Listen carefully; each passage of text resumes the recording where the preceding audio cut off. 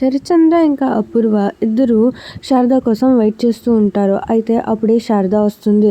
అయితే శారద అడుగుతుంది ఎందుకు పిలిచారు అని అడుగుతుంది. అప్పుడు కృష్ణప్రసాద్ కి ఎప్పుడు విడాకులు ఇస్తావు అని అడుగుతూ ఉంటాడు శరత్చంద్ర. అప్పుడు శారద అంటుంది మీరే ఎలా అయినా విడాకులు ఇప్పించేలా చేయండి అంటుంది. అయితే అపూర్వ అంటుంది ఎవరైతే మాట తీసుకున్నారో వాళ్ళే చేయించాలి అని చెప్తుంది. అంటే నువ్వే విడాకులు తీసుకునేలా చేయించు అని చెప్తుంది. అప్పుడు అపూర్వ అలా అనడంతో శారద అంటుంది అతను తీసుకోపోతే ఏం చేయాలి అని చెప్తుంది.